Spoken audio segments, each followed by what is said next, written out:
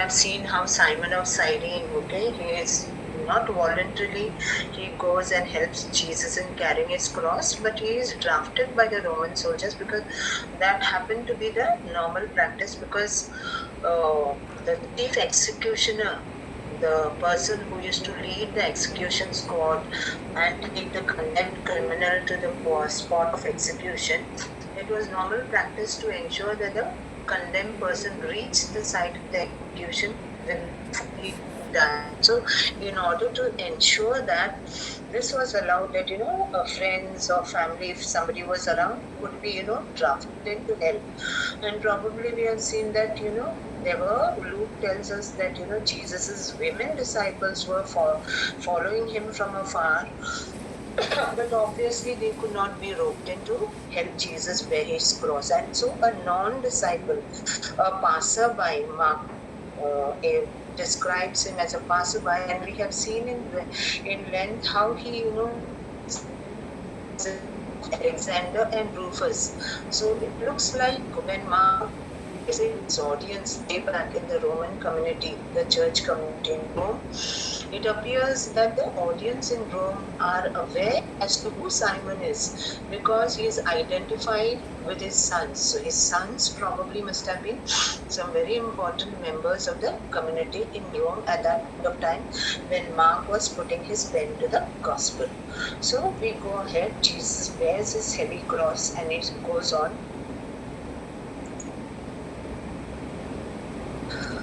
Before we go, obviously Simon helps him to carry the cross. We have seen scholars surmise that the weight of the crossbeam was the one that they would normally carry.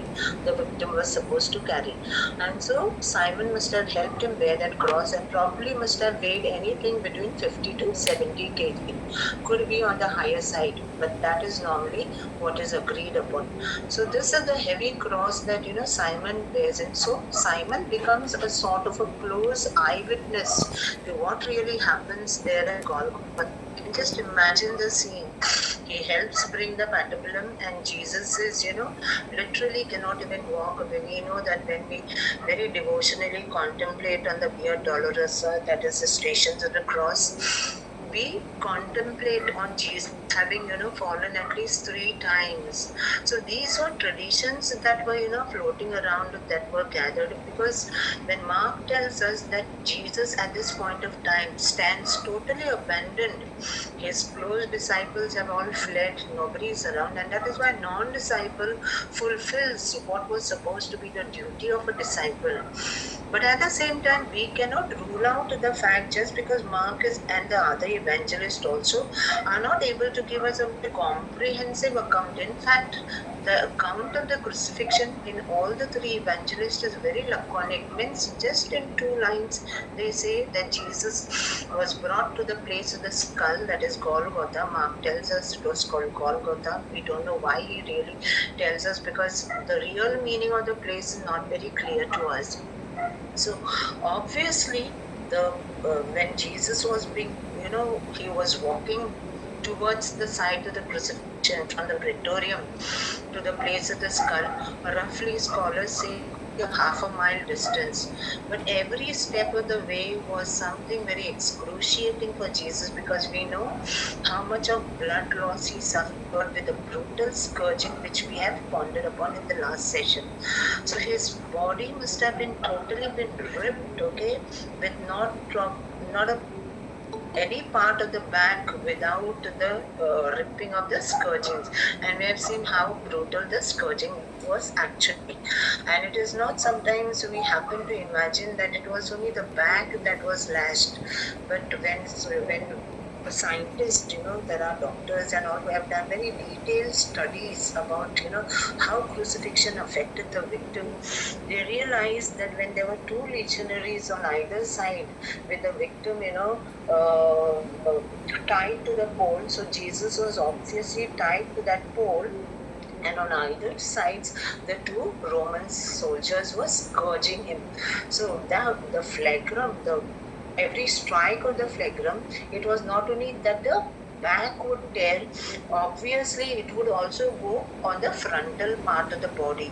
So probably even his front part of the body was very badly bruised, and these facts they come to light if you believe that the shroud of Turin is actually the burial cloth of Jesus, which most of us Christians do deeply believe, and many scientists also do, because there are ongoing studies going on which very definitively prove that it was somebody who was crucified the way Jesus was. So if we would like to depend on the conclusions that are drawn from the study of the shroud also, we realize that Jesus must have barely had any strength, and the very fact that he even reached Golgotha was actually a sort of a miracle, because there was no ounce of energy left at all.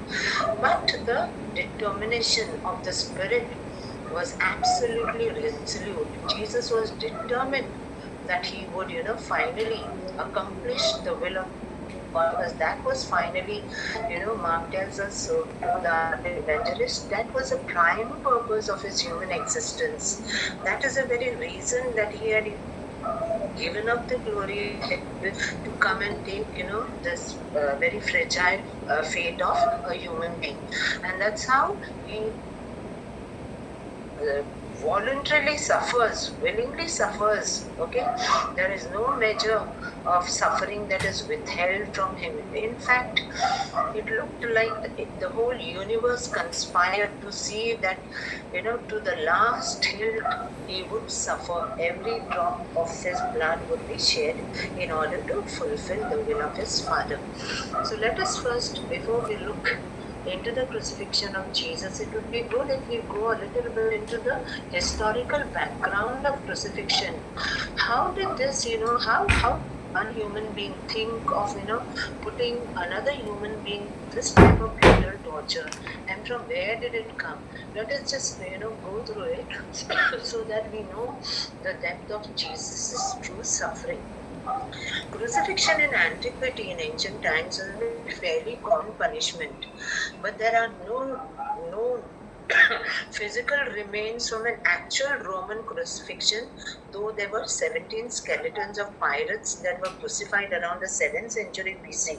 That is almost 700 BC around. In excavation sites, 17 skeletons of pirates who were crucified. How we know that they were crucified? Because there were nails in their hands and feet.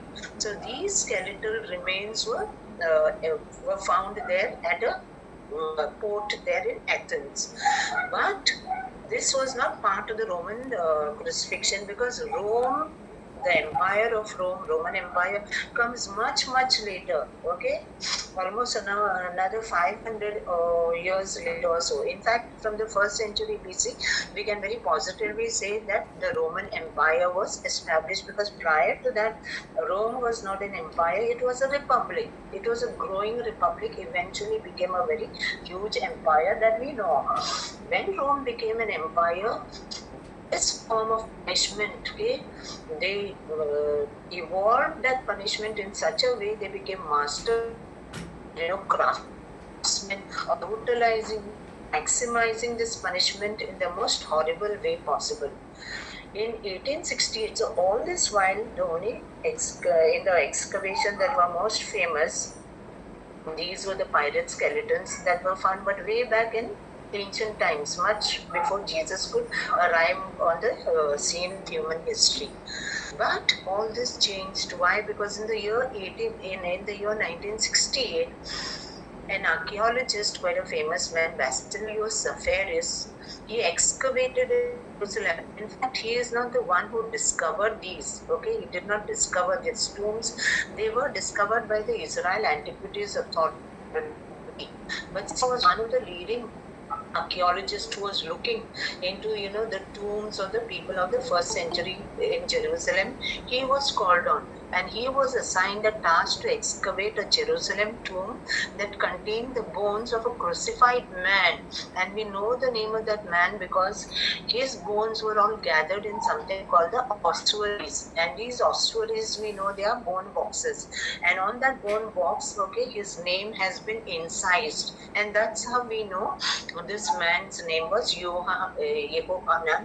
And he was a person who probably might have died due to this crucifixion around the time of the first Jewish revolt, maybe around the time before the temple could fall. So this discovery of this crucified man, what was found was his bones were all gathered in that ossuary, but there was one particular bone of great interest, and that was the heel bone. And through the heel bone, okay, it's something very rare because you don't find something like that, because thousands of ossuaries have been discovered. Like, for example, we also know the famous one is supposed to be the ossuary of the high priest Caiaphas, Joseph Caiaphas. I have shared that detail with you in 2 sessions ago. Similarly, they say James, the brother of Jesus, his ossuary also has been discovered, but that is not completely ascertained.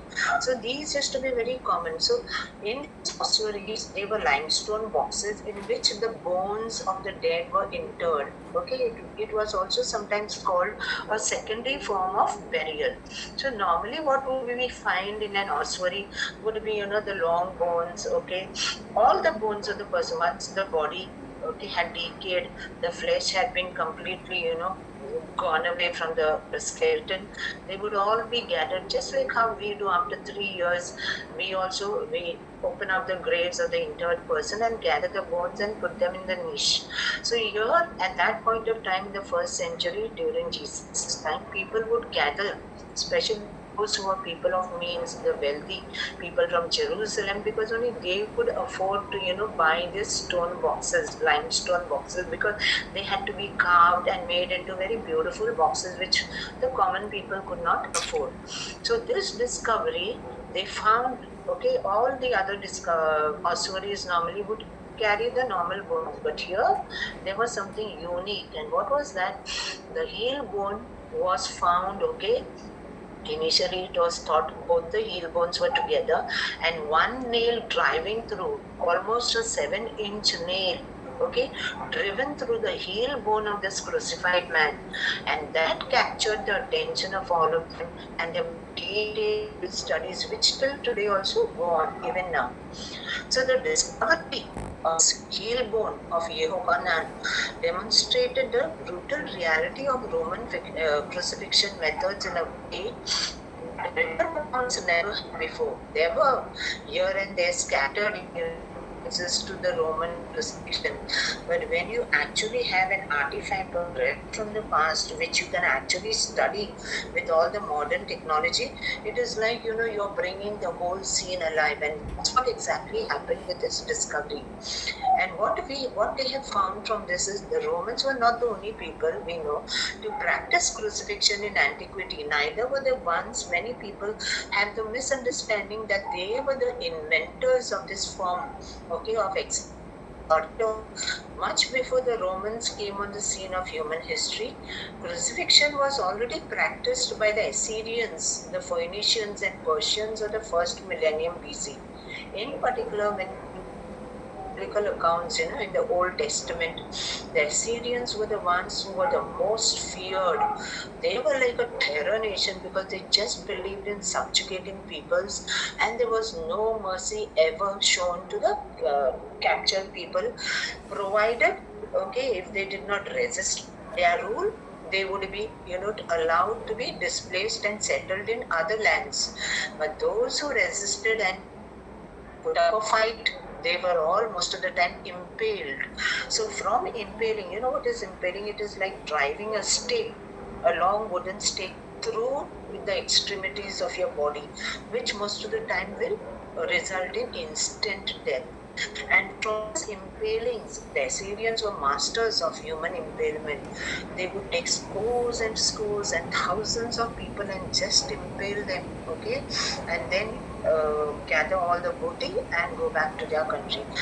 it was something that was practiced by the Carthaginians, the Phoenicians, and the Persians. It was very commonly used by the people of Persia.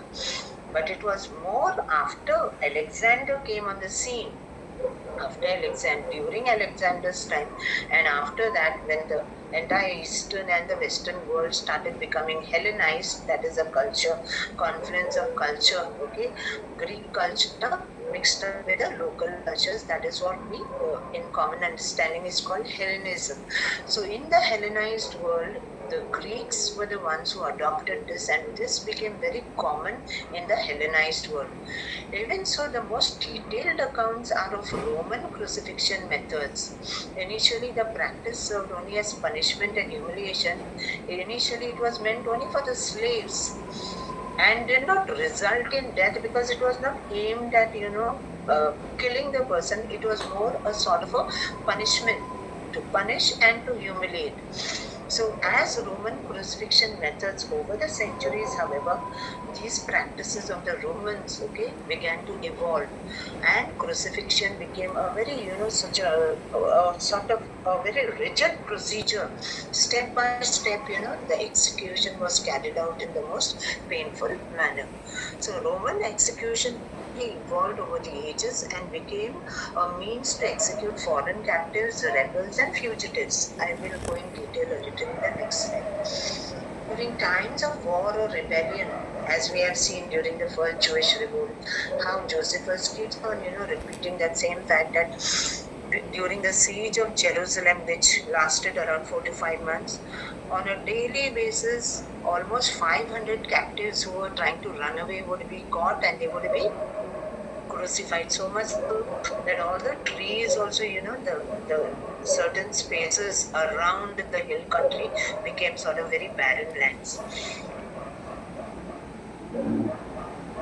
The Roman Penal Code recognized this cruel penalty from remote times. Originally, this is taken from the Jewish Encyclopedia, and this is how they quote. Originally, only slaves were crucified, but later on, people from the provincial populations also became liable or susceptible to be punished with crucifixion. So later, provincial freedmen of obscure station, they were called the humiles, means people of the lower strata of society, were added to the class, and they also became liable to this sentence or punishment. Roman citizens were exempt under all circumstances. The crucifixion that was practiced by the Phoenicians and the Persians, and it was for all people who, were accused of treason, regardless of whether you were a citizen or not.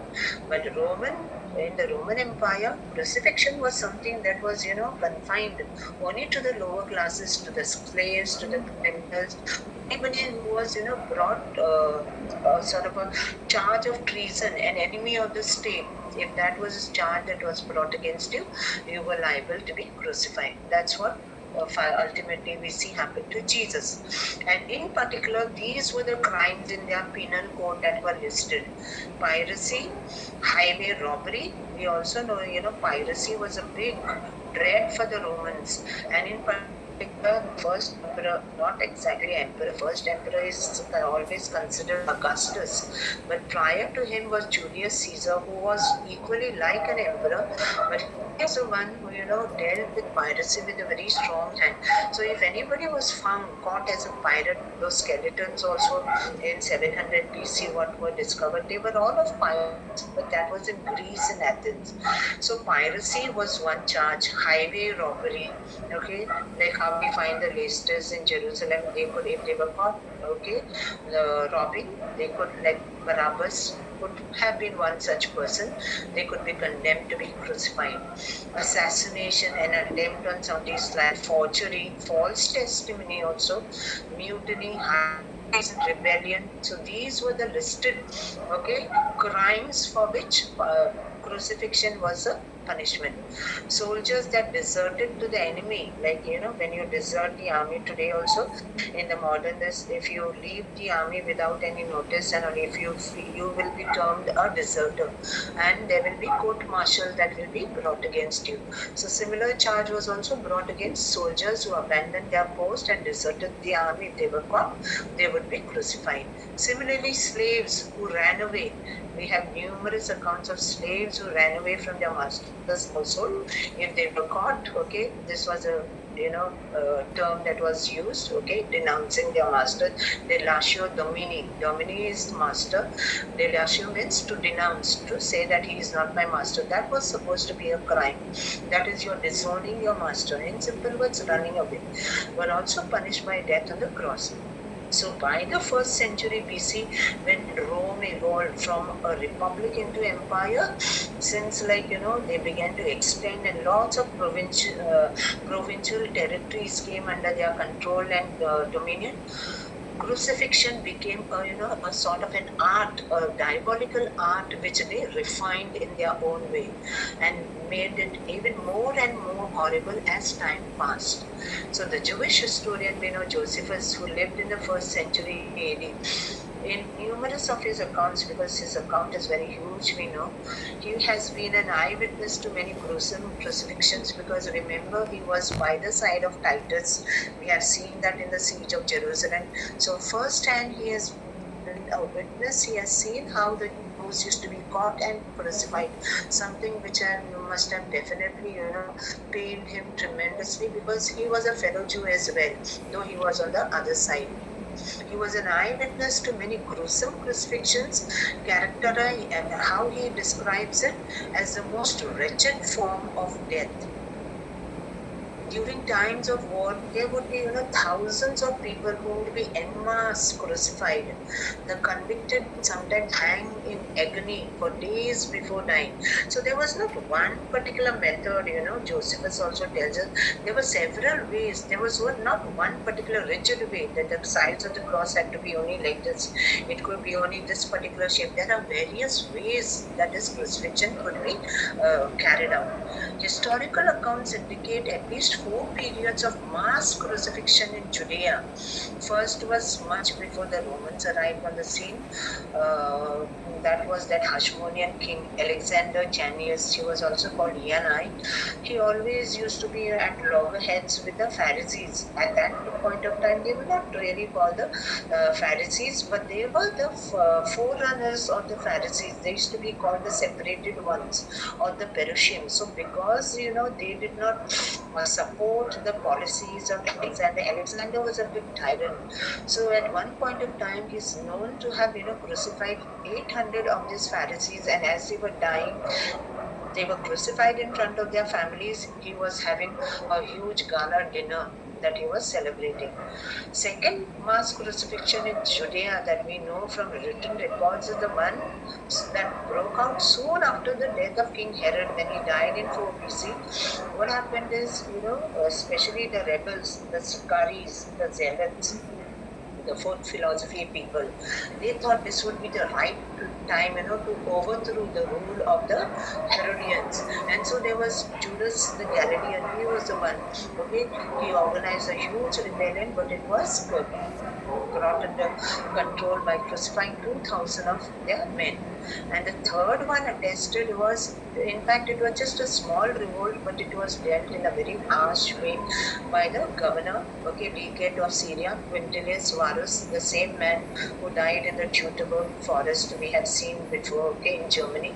But at this point of time, when the small revolt that broke out, the revolt was against a small census that he had ordered, in Judea. And so naturally, the people of the fourth philosophy, that is Judas, the surviving members of his clan, they all, launched into a big revolt, which was again brought under controlled by the Legate of Syria, when 2,000 of them were crucified in Jerusalem.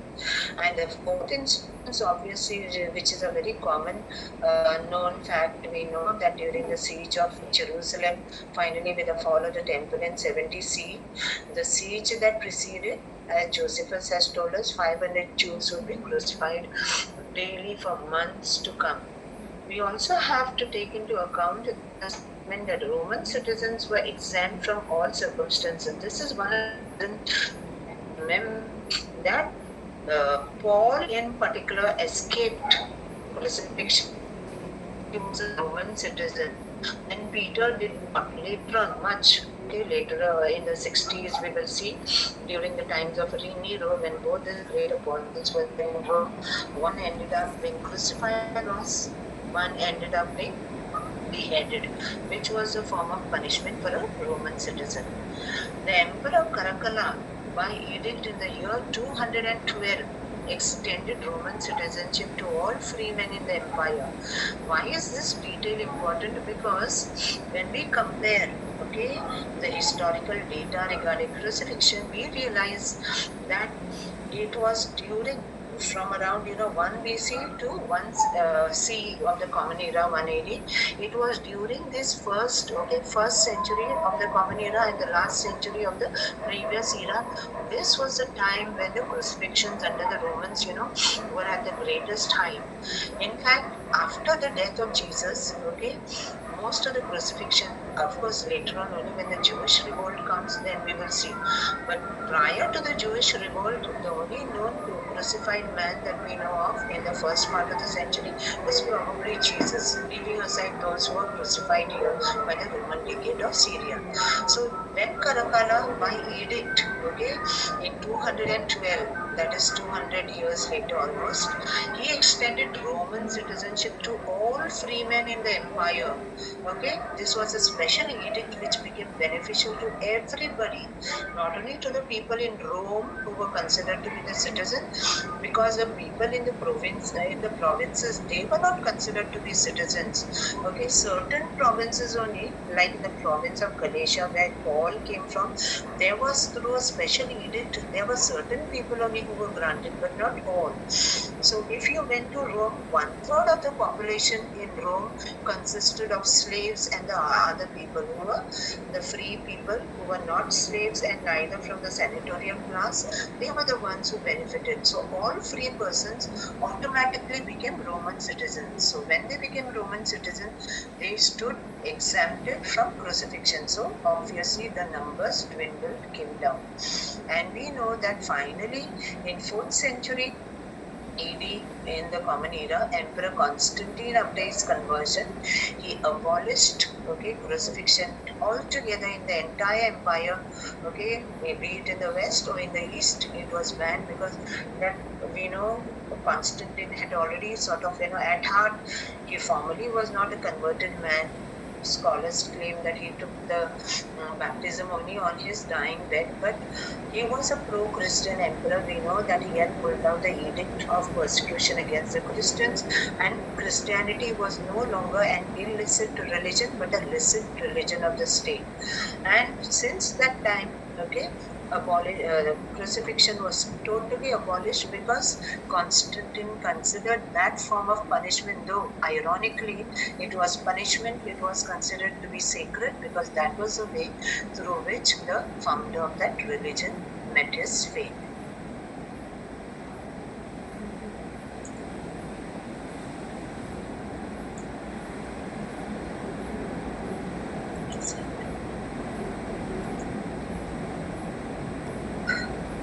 Rome applied crucifixion extensively. From where did Rome acquire this? The starting point for Rome to adopt crucifixion as a method of death was definitely the Spartacus revolt in 71 BC. This was just, a few years before Pompey comes on the scene. Okay, and this was the time when Rome was not an empire or republic. There was a man called Spartacus. He was a gladiator who escaped from the gladiator school in Capua in Rome, and he led all the gladiators, not only the gladiators but all the other slaves. For 2 years there was a huge rebellion which finally ended in 71 BC. Actually started in 73 BC. For 2 full years this rebellion literally brought Rome to its knees, and had when the historians study the records, because written detailed records of this particular revolt is documented in Roman history, they realized that had Spartacus had, that knack of mobilizing and keeping his people united, they definitely would have, captured probably Rome, and we do not know how Roman history would read today. But unfortunately, they were defeated, and when they were caught, it was very cruelly. Okay, the general who led that, who crushed the rebellion, he ordered that 6,000 of the captured, rebels, the slave rebels, they were all crucified along this famous Appian Way. You must have heard about this famous place in Rome. The entire Rome, from Capua to Rome, was lined with the bodies of the crucified. Okay, 6,000 crucified men. Okay, they met their fate here. They have put over here these particular crosses because this is an artist depiction of how it would have been. But we do not know, maybe the shape of the cross was not exactly like that. Sometimes it would just be one single vertical stake. We will see those in the latest slides. These I've already explained how in AD 7 in Judea a revolt was, it was quelled by 2,000 Jews being crucified in Jerusalem. During the siege of Jerusalem, Titus, in AD 70, 500 Jews would die on a daily basis. So in times of war, crosses were haphazardly constructed, and the victims were nailed to them in every imaginable position. So then imagine when they had to carry out this first mass crucifixion of Roman history along the Appian Way, they definitely would not have conformed to one particular way only and a standard size of the cross and all. As and how the timber would be available in order to make a stake, the men would be crucified. And remember, at this point of time, these men who were crucified, most likely they were not nailed to the cross, but they were tied, because historians tell us that some of them remained on these crosses for even more than 3 days, and some of them were talking with the soldiers who were guarding them. So we know that crucifixion finally only evolved over time. Now we need to know what was the Roman method of crucifixion at the time of Jesus, which had already become a sort of a very brutal art, very highly evolved practice. So there was a set way of going about. So let us see how it was done. Once a defendant was found guilty, like how Jesus was, finally handed over by Pilate to all those people who were clamoring for his blood in the Praetorium, he was handed over. We say, Mark tells us, he was given over to the Pope, who in their turn also subjected Jesus to so much of mockery, and finally we see how he is led to the site of crucifixion, that is Golgotha. So once a defendant was found guilty and was condemned to die, the execution was supervised by an official known as a carnifex serrarum. Now, if we look at the meaning of carnifex, carnifex means a person who carries out the execution. So, a sort of a chief executioner. So, though Mark tells us that at the Praetorium, when they were mocking Jesus, the entire cohort was assembled. Why? Because they wanted to make fun of him, because he was condemned for high treason as an enemy of Rome. He had posed a sort of a challenge to Caesar, because that was the way they looked at it. So, one who claimed to be the king, one who claimed to be Caesar himself. So that is why they all, got engaged in that mockery. But finally, when Jesus is being led, we have to remember that there were only probably 4 to 5 men, legionaries, who were taking Jesus along the side of his crucifixion.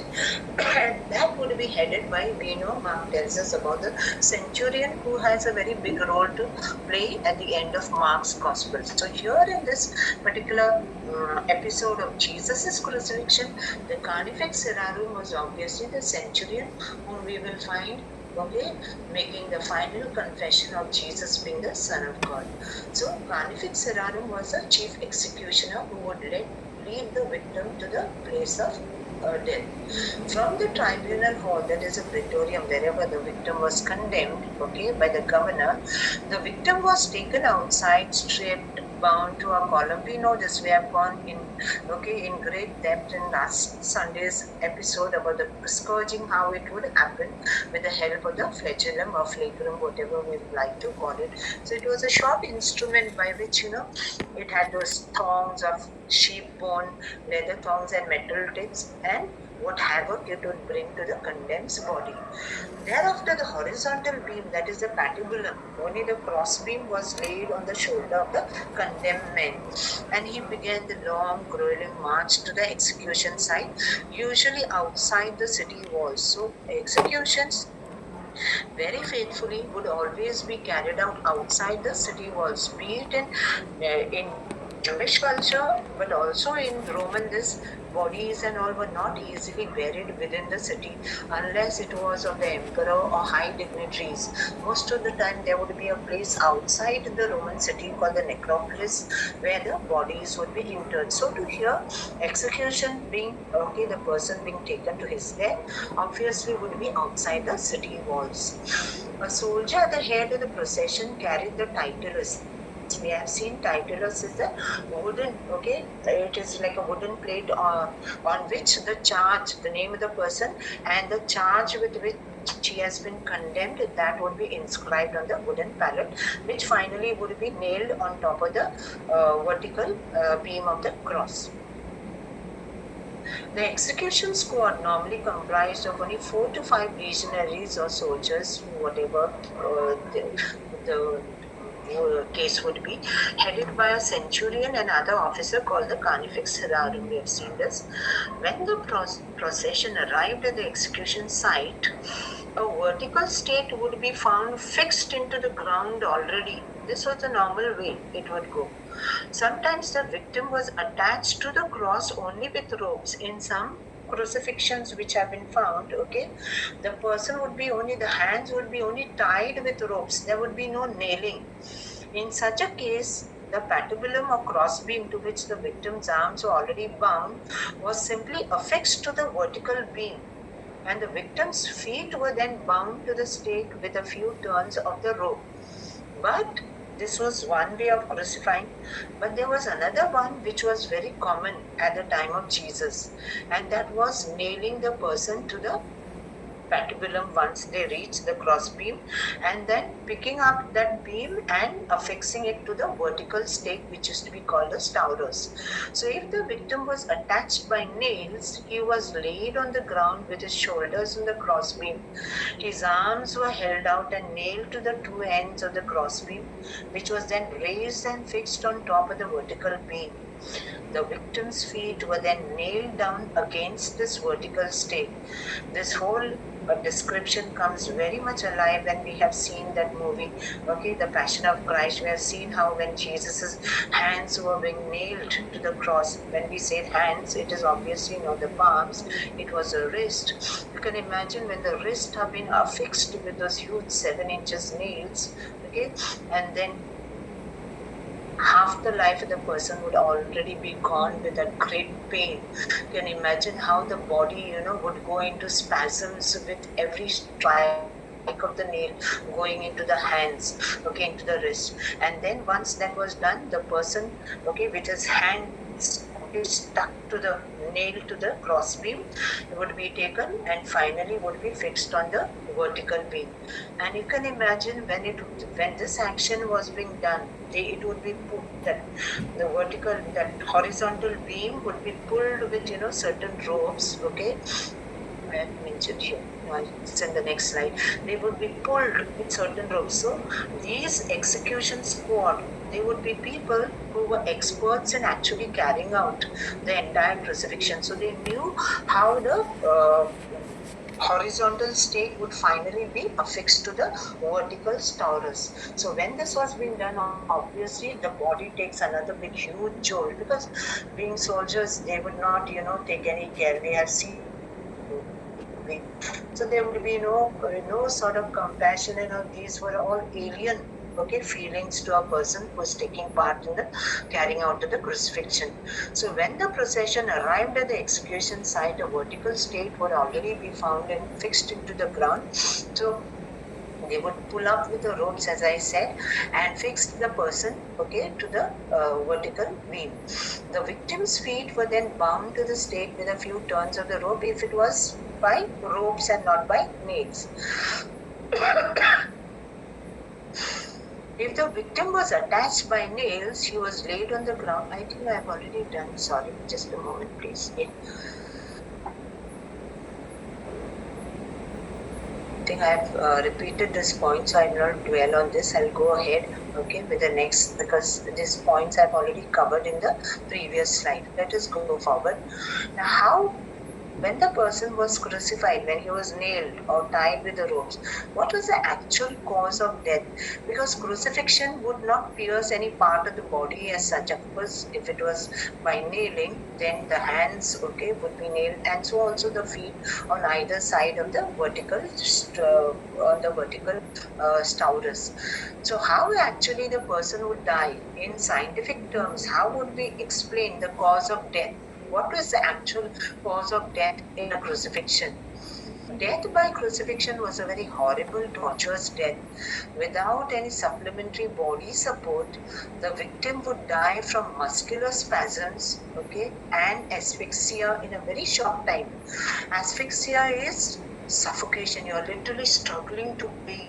Okay, so spasms is your body goes into, it recoils all your arteries and veins, especially when the nailing is done. You can imagine the body going into deep shock and going into spasms. So these are the most common reasons due to which a crucified man would die. Shortly after being raised on the cross, breathing would become very difficult. To get his breath, the victim would attempt to draw himself up on his arms or putting his weight on his nailed legs. Initially, he would be able to hold himself up for 30 to 60 seconds. This up and down movement, this was the most excruciating part of the torture.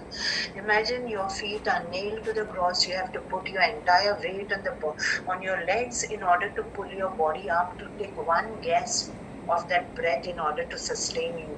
So this up and down movement would quickly become increasingly difficult, rendering the victim weaker and weaker until the victim would no longer be able to pull himself up, and death would eventually ensue in a few hours. Because if the crucified man is not able to put the weight of his body, maybe either on the arms, which would be nailed, sometimes then also tied with a rope, you're trying to put your weight over there, or sometimes on the leg. Imagine the trauma the person, the victim, would suffer every second. It is not even a minute. A minute would even look like eternity for the person who was hanging on that cross, and so too must have been for Jesus. Furthermore, to prolong the agony, the Roman executioners devised two instruments that would keep the victim alive on the cross for extended periods of time. Just imagine this.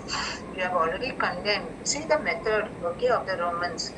Already they have the crucified person in mind, but how, in order to prolong the torture and make the death more prolonged and, make the person suffer till the last breath, they would devise small things which would prolong the torture. And one such thing was something called the sedile. It was a small seat that is attached to the front of the cross about halfway down. I don't know, you might have seen sometimes, we have crosses where you have that small little, one small little piece of wood where the feet are nailed is shown, but sometimes a little up above is a small seat where the person could, put his body, could get some support for the body. But mind you, it was not meant to alleviate the pain and suffering of the dying man on the cross. On the contrary, this sedile, which was a small seat attached to the front of the cross, it was to pull it would help the crucified man to pull his body and literally put the weight of his buttocks on that side. But can you believe, this sedile was not a sort of a flat platform where the body could rest.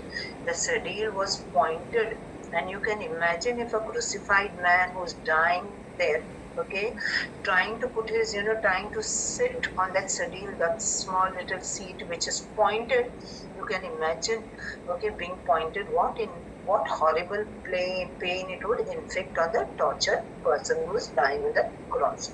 And this is exactly, probably must have happened with Jesus, because one of the church fathers, he mentions that, Jesus probably had the sedile, okay, that must have, even intensified his agony, okay, his pain that he suffered on the cross, if this was probably part of the crucifixion that was carried out for him.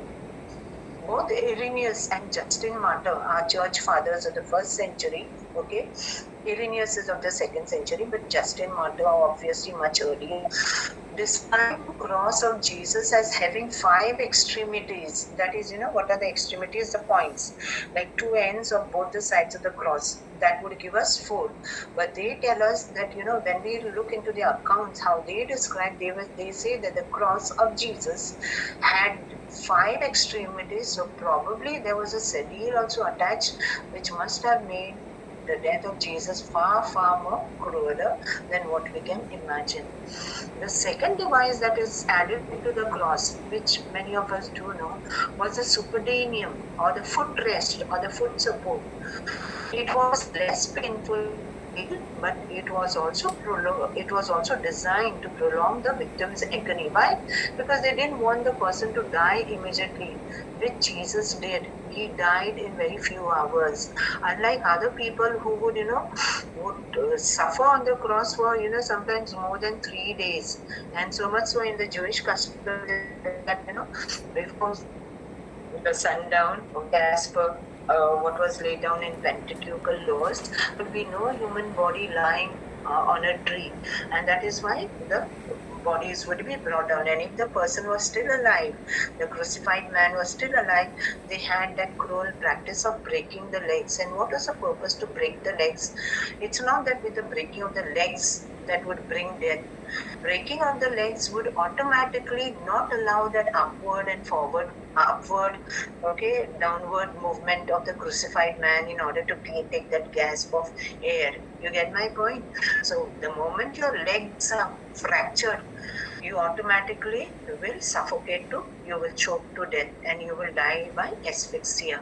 So this was the way the whole entire crucifixion was designed to give maximum pain to the person who would be the victim on the cross.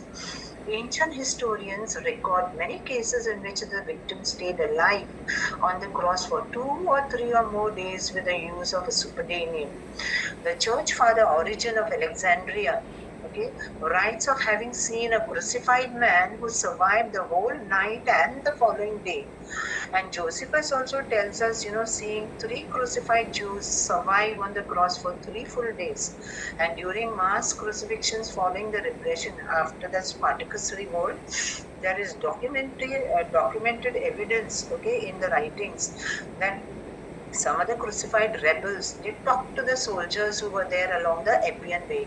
So they did not die instantly. Death came, by hanging after prolonged hanging on the cross.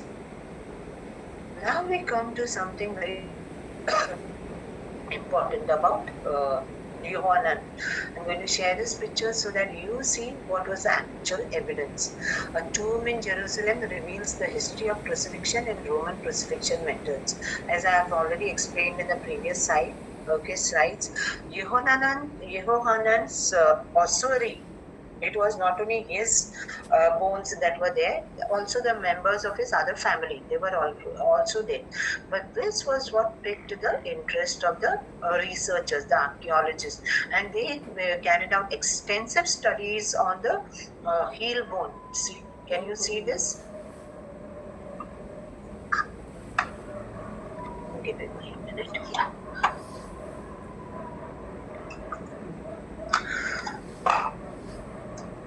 Can you see this? Okay, this is the part of the heel, and this is the entire nail. Okay, almost 7 inches.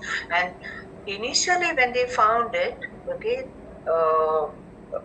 excavator, when he had referred the whole thing for studies, to the medical school in Jerusalem, they came to the conclusion that this was the right heel and the left heel. Okay, so this was the heel, but the left and the right, and the nail had pierced through both the heels together. So the inference that was drawn was it was this one nail only that was used to nail the feet of this young man. The practice of crucifixion in antiquity was brought to life, as never before, when the heel bones of a young man, that is Yohanan, were found in Jerusalem tomb, pierced by an iron nail. This particular discovery, as I've told you, led to intensive studies, due to which we have come to, we have been able to gather a complete comprehensive picture of how actually crucifixions in Jerusalem at the time of Jesus went on. The discovery of Yehohanan's remains offered scientists the first opportunity to study the process of crucifixion and Roman crucifixion methods up close. So when these studies were being carried out, there was something called an osteological study. Osteological studies are studies of the bones, human bones. So specialists who dealt in that, they were the ones, okay, who carried out this particular study, and they came to lots of conclusions. The bones were found in an ossuary of bone box inscribed several times with his name, and that's how we know. And what is inscribed on the bone box is Yehohanan, son of Hagakol. So we know what was his name and what was the name of his father. Okay. I've already told you that ossuaries were a common practice that was adopted by the wealthy people in Jerusalem. They would take after the flesh had desiccated from the bodies, the bones would be gathered and kept in the ossuaries, which would be kept inside the tomb. So when these tombs were accidentally discovered, I think altogether 8 ossuaries were found here in this particular tomb, consisting the remains, all the skeletal remains of around 17 people. One of them was Yehohanan, but all from within their own families. This is the picture of the man, okay? This is how graphic art, based on all the studies and all what they have all been brought together. Today, very well, they are able to with the help of technology, they are able to reconstruct what the faces of the persons could have looked like. Like today we know how Cleopatra would have looked like.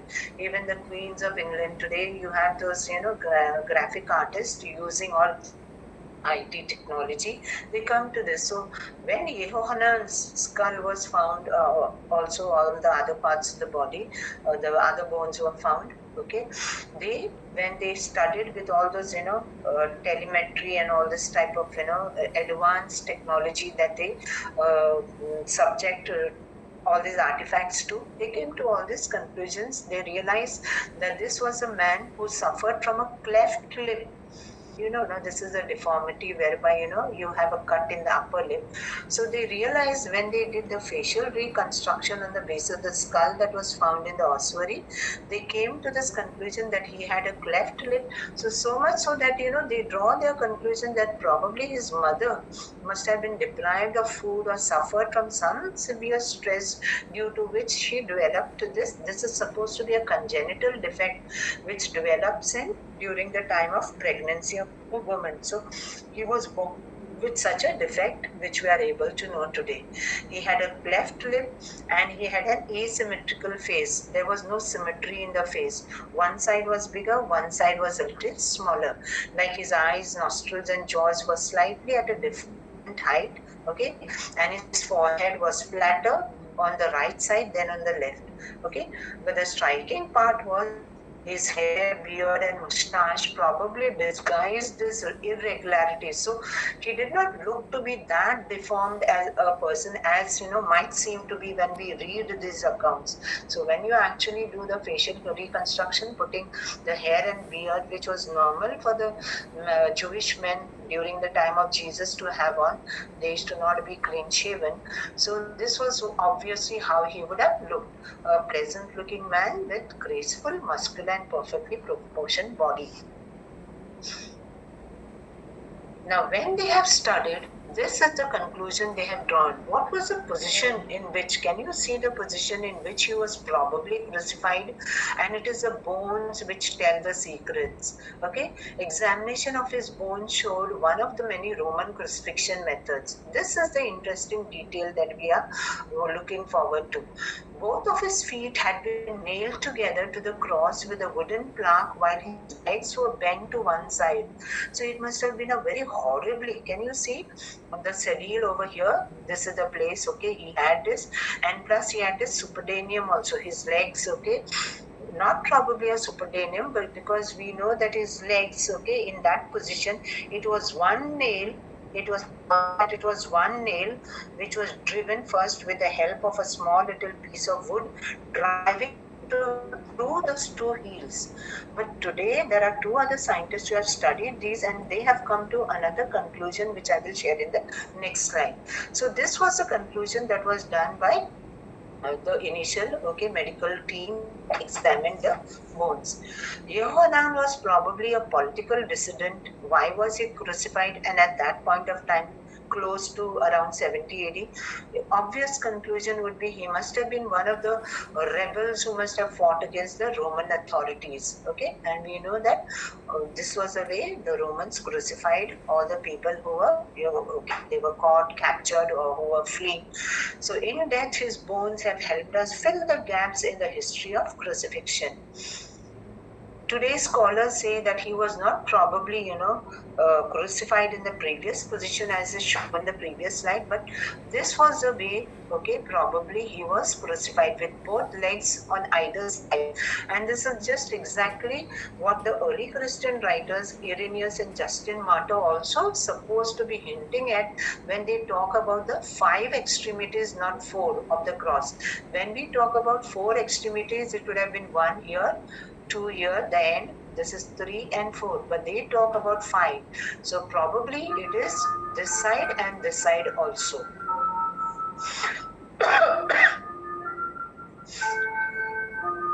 On the basis of this evidence, the two later scholars called Zias and Sicelus, they have made the suggestion that the man's legs straddled the cross and that his arms were tied to the crossbeam with ropes as shown in the figure.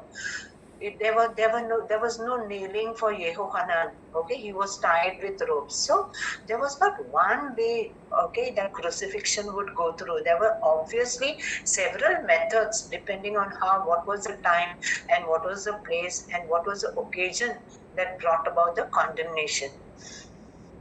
We cannot know the crime of which our victim was accused, but given the prominence and wealth of the family, it is unlikely that he was a common thief. Why do we know? First and foremost, because his bones were found in the ossuary, so we know that he was coming from a family of means. So he was definitely not a person who was a thief who was crucified. So likely he was a political dissident, must have taken part in the Roman revolt, and that is the reason he must have been crucified the way he was horribly crucified. This Jewish family had 2 or 3 sons active in the political, religious and social life of Jerusalem. So just see, because of the discovery of these bones found in those ossuaries, archaeologists and writers are able to come out with a full-blown picture of not only what Yehohanan was, but also his social and economic background. Also, like the family that he from, who today we know with DNA, genetic DNA, it's very easy to make out whose bones were there, like what was the relation amongst the people who were interred in the same box. One amongst them, these were 3 brothers, it looks to be Simon, Yehonathan and Yehohanan, the man who was crucified. So these were probably the 3 brothers, and of them Simon appears to be the eldest one, probably, appears to be the most famous one because we saw you pictures. He had a role to play in the building of the temple. The other brother was a potter who made pots. Potters, when we talk about potters were not people who were impoverished. They were craftsmen, so people definitely of means. And the third son, that is Yehohanan, whom we have seen, he was crucified, and we have been able to draw a portrait of his life. These are some of the ossuaries, 8 ossuaries were discovered. We cannot put on the photos of all of them, but around 4 you can have a look at them, the place where they were discovered, it's called Gibeath Miphtat tombs, and big number of tombs there because thousands of tombs have been discovered in Jerusalem. But this particular one was something that was very specific to the study of crucifixion. This is one particular ossuary, wherein you can see the results. They would, there was a prohibition using graven images. So anything like humans and animals and all could not be, engraved on these limestone boxes. So at the most common motifs that could be inscribed would be, rosettes. These were 6-petaled rosettes were the most common ones. So here these were the bones of 2 small children found over here. Similarly, here you have another one where a man, a woman, and a child were buried in this ossuary. Okay, in which one of the brother, Jonathan the potter, his remains were here. Then you have another one, big one, concentric circles all over have described over here within a grid of squares. May have symbolic or they, it's just simply be ornamental. We are not, scholars are not sure what they really mean. This ossuary contained the bones of a woman named Martha, whose name was inscribed on the opposite side. Okay, so that's how we know. This was the ossuary of Yohanan, okay, the star person for whom, around which our session today is so much centered. He was a man, okay, about a year after Yohanan had been crucified. His family appears to be reburied his bones in the stone box and scratched him not once but several times into the stone. One of the 2 inscriptions on this long side of the ossuary reads, this is what he has written. Okay, Yehohanan, son of Hagakol. So the clear translation of the father's name is not really possible, but I say it is some version of the name Ezekiel which is inscribed. Similarly, here we have another ossuary where you have this asterisk mark, and here on the other part of that ossuary also, it probably is a sort of a code for the user how to align the lid when closing the ossuary. That is the surmise that is made by the scholars. And this is one of Yehohanan's brother, must have been quite famous, okay, Simon, builder of the temple. This is engraved here, and that's how we know. The inscription on this ossuary found in the same Jewish tomb with the ossuary of Yehohanan, which probably tells us they were all from within the same family, tells posterity the part Simon played in the history of the Temple of Jerusalem. Okay, by the very title, this means Simon, the builder of the temple. So he must have had some role to play in the construction of the temple. So these ossuaries could not be afforded by, ordinary people. Lesser means this was something that was practiced only by the rich and the wealthy of Jerusalem.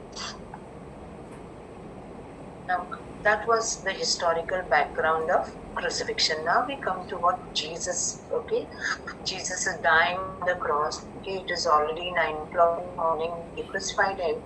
The inscription of the charge we know against him read, the King of the Jews, and with him they crucified 2 bandits, one on his right and one on his left. Mark does not tell us the names of these 2 bandits, okay? But Luke also, none of the evangelists in fact tell us the names of these 2 bandits, okay? But Luke gives us a deeper insight and tells us, how these 2 bandits behaved there at the crucifixion site. But Mark is silent about it. Early Christian tradition also has given names to these 2 people who are obviously lay-stays who died along with Jesus. But Mark doesn't tell us. And the names were Joam and Aram. But we do not know how historically reliable those accounts are. So coming to Jesus on the cross, is hanging on the cross. We have seen what is the Roman method of crucifixion, and this is exactly Jesus has gone step by step, and he is ordeal. Okay, he's suffering. He's hanging there on the cross. We do not know whether it was only 3 hours or it could have been up to 6 hours until he died. Jesus has been evading all throughout in the narrative of Mark's Gospel. We have seen there were always certain kinds of questions that were asked to Jesus, but he avoided popular crowds, he evaded their questions, and all these things raised a lot of suspicion among the elites. But at this point in the Passion narrative, he refuses to defend himself. We have seen in the entire Passion narrative of Mark, Jesus is silent, except at 1 or 2 occasions when he responded to Pilate and when he responded to the chief priest, which culminated in the blasphemy charge. He is hanging on the cross for us, and everybody has forsaken him. But the one who was always with him for all eternity, Jesus is already nailed to the cross. he's suffering, he's dying. But the one that is his father, okay, with whom he always was in close companionship from all eternity, he now experiences his abandonment as well. He's filled with those feelings of desolation, of being ultimately abandoned also by the Father. But let us remember that this was something very human, which Jesus experienced in full measure. In reality, it is not that God had abandoned him, but the desolation, in order that suffering to reach the peak, this was essential for Jesus to go through the dark night of his soul. Now, before we go to that, let us see on what type of cross Jesus was crucified. The Roman writer Seneca states, I see crosses that are not just of one kind, but fashioned in different ways. So we know Seneca, who was a teacher of the Emperor Rome, in one of his writings, he tells us that there were different shapes of crosses. That's how we know. And he says some have their victims with head down toward the ground. Okay, that's what we know happened in the case of Saint Peter. Some impale their private parts, the state, like the person directly impaled, and which would lead in instant death. Others stretch out their arms on the crossbeam. So this gives us a wider picture. Josephus reports that the Roman soldiers under Titus nailed their prisoners in different postures. So we know that from the accounts of Josephus, definitely, okay, though this was around 40 years after the death of Jesus, what he is telling us about over the siege of Jerusalem, the prisoners were nailed to the cross. Except in the case of Yohanan, we find there were no nails for his hands. He was probably tied with ropes. Occasionally, just an upright stake was used and the condemned man's hands were raised vertically and nailed. So these were the different ways. Sometimes when many mass crucifixions took place, all the criminals were lined together and were affixed to a single panel of vertical planks, which would give an appearance of a scaffold, like how a scaffold is designed where hangings used to take place. So if it was a series of criminals together, a bunch of criminals together to be crucified, one common panel, they would be nailed and hanging, with their hands nailed to the horizontal beam. There was also an X-shaped cross, that is the one on which Saint Peter died, and that X-shaped cross, was called the crux decusata, that is a crooked cross. But we know that Jesus carried the cross to Golgotha, so definitely it was not this X-shaped cross. It is definitely the vertical post that was fixed to the ground and on which the patibulum was finally affixed. So the form of cross on which Jesus was crucified is called the crux emissa, that is the cross with 4 arms. So from the inferences that we draw from all the gospel accounts and all the other writers of the New Testament period, we are able to come to this conclusion. It was not the X-shaped cross, but the 4-armed cross that was done with Jesus. And how was he affixed to the cross? Gospel accounts, not a single one, tells us whether Jesus was tied or nailed. We learn about him being nailed only from his post-death accounts in the Gospels. Remember the post-resurrectional appearances, from that we come know, especially from the Gospel of John, that is favorite famous episode of Thomas, that until and unless I see the wounds of crucifixion, he would not believe. So only from these post-death accounts of Jesus as narrated in the Gospels, we come to the conclusion that he was nailed. But the Gospel accounts, none of them tell us whether he was nailed or whether he was tied.